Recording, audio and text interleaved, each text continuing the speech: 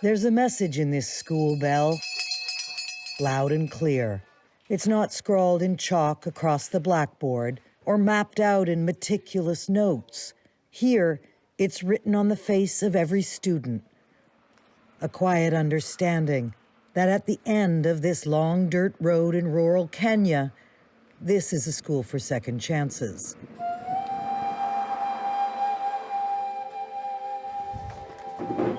So this is the school. Yes. Social worker Purity Gikunda has made it her mission that teenage mothers, victims of rape and abuse as young as 10, are back in class.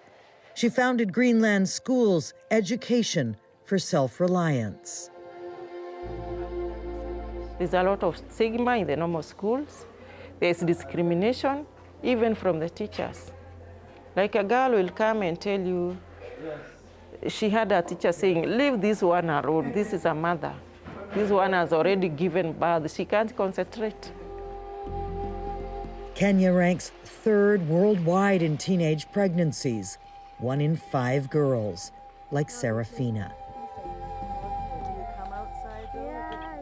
Some teachers knew I was pregnant. They used to look me bad. They say I'm the baddest one. At 15, she went from an A student to an outcast. All my relatives turned back on me, sisters, friends. I was only left alone. Everybody turned their back on you, but your mother. My mother. Her mother and Greenland School. I had to look for the school myself. Since my mother cannot afford to take me back to school, because the first time he struggled and he managed to take me to school, but later he found I was pregnant. And that was the painful moment because my mother only raised it. She's a single mother. It was painful and hard time for my mother to manage taking care of us and also my little kid. Now I had to look for this school myself. How did you find the school? I found it from the media.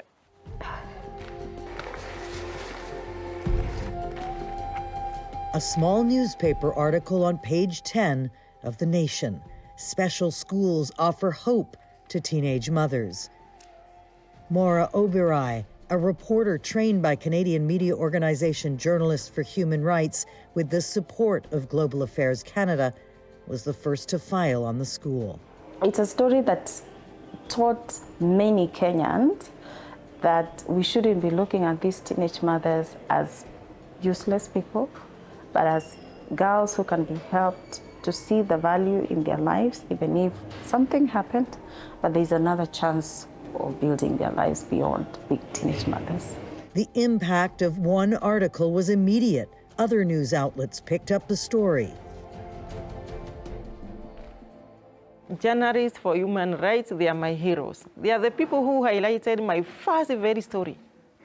And from that story that was highlighted by Journalists for Human Rights, I started receiving calls. People now started to know that we exist, started to know there is a place we can take a teen mother and get help. And also people started coming here to donate food, because I've told you, food is our biggest challenge here. You can keep a girl here, yes, but you can't keep a girl here on an empty stomach. It's about $400 a year for tuition, room, board, and baby clothes, all paid for with small donations. As word spread, more girls appealed to Purity for a place. Seraphine. Yes, Seraphine is our miracle girl. She found you on Facebook. She talked to me through Facebook after seeing the interview. She came in my inbox, texted, "Hi, Madam Purity. I've seen you on Mwanamke Bomba. Mwanamke Bomba is a citizen TV show, and I would like to join Greenland." Then she told me a story. A story every girl here knows by heart, essentially children having children. They arrive with a baby, a small trunk of belongings, and a lot of emotional trauma. Rachel Jiroge is the guidance counselor. You go to this one. She was raped by a father, a stepfather. You go to this one. She was raped by an uncle. And out of that, she got pregnant. And out of that pregnancy, no one is ready to listen to her. They always blame them. Why did you agree? No one knows that she didn't agree. She was forced. Across Kenya's poorest places, cases of sexual violence, always high, skyrocketed during the COVID-19 lockdown. The government's failure to respond or protect victims propelled women like Maasai community leader Nancy Melanoy into action. It couldn't be more personal. I went through female mutilation when I was young, 12 years. Then they gave me an old man, 70 years, when I was small.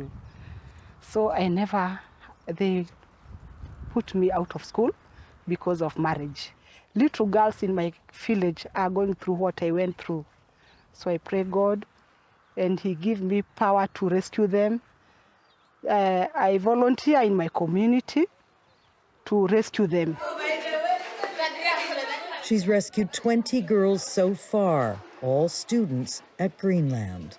There's about 70 girls here now, and they're so proud to say that over the few years that the school has existed, 10 girls have gone on to graduate university. These are the lucky ones. 600 teenage mothers, though, are on a waiting list, a number only a cultural awakening can reverse. As a man, you don't see these girls, you see them like your sisters. In our family, we have girls. Now, when you flash back, those girls, if they don't have education, how do other girls feel when their brothers are educated and themselves are not educated? When you put to that issue, no matter the gender, now you become a solution to the community. And a solution for the future. One day, Seraphine wants to be a journalist, her best friend, a teacher. You are just like other girls, but you are better because you have your child at the end of the day.